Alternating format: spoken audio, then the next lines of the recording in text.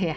Saya mau bilang gini, ketika daging kita ingin berbuat dosa, sebenarnya suara Tuhan dalam hati nurani kita tuh pasti bicara. Pasti ada, halus, pelan banget bilang jangan. Setiap roh manusia itu berasal dari Allah. Gak ada orang yang bisa hidup kalau bukan Tuhan yang mengizinkannya. Setiap roh manusia, agama apapun, itu berasal dari Allah. Itulah keadilan Tuhan bagi seluruh umat manusia. Bahwa setiap kita itu diberikan hati nurani. Sehingga kenal Yesus gak kenal Yesus, waktu kita mau bikin dosa, kita tuh diingatkan sama suara Tuhan dalam hati kita. Buktinya waktu kita kecil, waktu kita masih kecil, gak ada yang ngajarin kita. Tapi kita tahu kalau kita salah, kita takut kalau kita berbuat salah. Saya ingat dulu waktu saya masih kecil, saya nyuri uang mama saya buat beli permen. Saya takut banget, padahal gak ada yang ngajarin saya apakah arti dosa sebelumnya. Saya masih kecil, umur 5 kurang lebih. Nah, masalahnya gini, ketika suara hati nurani yang kecil itu mengingatkan kita dan kita gak mau denger, kita lawan terus, kita pura-pura gak denger, lama-lama iman kita akan kandas. Kita gak akan peka lagi sama suara hati itu, malah mata hati kita jadi buta. 1 Timotius 1 ayat 19 bilang gini, beberapa orang telah menolak hati nuraninya yang murni itu, dan karena itu kandaslah iman mereka. Jadi gini, bukannya Tuhan ngizinin kita jalan ke tempat yang salah. Dia sudah ingatkan kita, tapi kitanya yang keras kepala. Kita sendiri yang mau, karena alasan kita kan satu, dosa enak sih. Ini salah satu kunci yang saya mau bilang, bahwa supaya kita peka sama suara Tuhan, kuncinya adalah jaga hati nurani kita tetap murni di hadapan Tuhan. Kisah Rasul 24 ayat 16 bilang gini, sebab itu aku senantiasa berusaha untuk hidup dengan hati nurani yang murni di hadapan Allah dan manusia. Saya yakin orang yang hatinya murni, Tuhan pasti menuntun setiap langkahnya. Ini udah terlanjur, saya udah hidup dalam dosa, saya udah terlanjur jatuh dalam dosa, saya mesti gimana? Saya mau bilang, sekalipun kita jatuh, Tuhan tuh gak pernah meninggalkan kita. Tuhan tuh menunggu kita kembali. Mazmur 139 ayat 7 bilang gini, Raja Daud itu pernah jatuh dalam dosa, dan dia bilang gini, kemana aku dapat pergi menjauhi rohmu? Kemana aku dapat lari dari hadapanmu? Jika aku mendaki ke langit, engkau di sana. Jika aku menaruh tempat tidurku di dunia orang mati, di situ pun engkau. Jika aku terbang dengan sayap fajar dan membuat kediaman di ujung laut, juga di sana tanganmu akan menuntun aku dan tangan kananmu memegang aku. Saya ingat waktu saya masih SMA, setelah terima Yesus lalu saya ikut Tuhan, saya sempat jatuh dan jauh sama Tuhan. Saya sempat ninggalin Tuhan, gak ke gereja lagi dan hidup dalam dosa. Saya pikir udah Tuhan marah sama saya, pasti Tuhan udah gak mau dengerin saya. Tapi tahukah Anda, satu hari saya lagi bersihin kamar, saya ingat banget. Zaman itu kita dengerin musik tuh pakai tip ya, sama kaset. Saya tiba-tiba lihat ada kaset puji-pujian, kemudian saya setel. Saya lagi ngelap-ngelap meja, terus tiba-tiba dengar lagu itu. Tiba-tiba saya dijamah Tuhan. Begitu saya dengar pujian itu, tiba-tiba saya dijamah Tuhan. Saya lupa lagu apa, tapi saya terjamah dan saya langsung nangis di tempat. Terus tiba-tiba kayak ada satu kerinduan di hati saya. Saya mau ke gereja, saya mau balik lagi sama Tuhan. Saya ngerti banget perasaan orang-orang yang waktu kita tuh jauh sama Tuhan, waktu kita tuh jatuh dalam dosa, berat banget buat balik lagi. Bahkan begitu kita berhenti gak konsisten saat teduh, buat mulai lagi tuh berat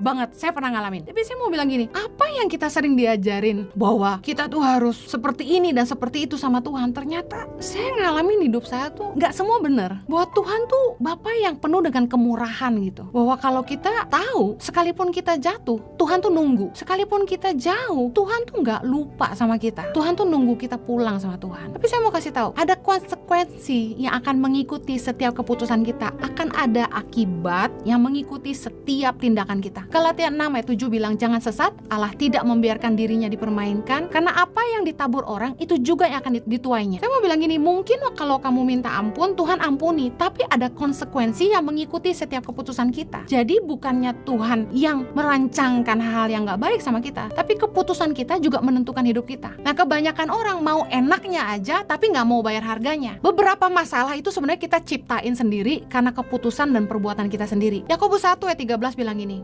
tiap orang dicobai oleh keinginannya sendiri, karena ia diseret dan dipikat olehnya. Dan apabila keinginan itu telah dibuahi, ia melahirkan dosa, dan apabila dosa itu sudah matang, ia melahirkan maut. Dengar baik, kita dicobai oleh keinginan kita sendiri. Masalah yang kita hadapi dalam hidup kita belum tentu karena Tuhan, tapi seringkali karena keputusan kita.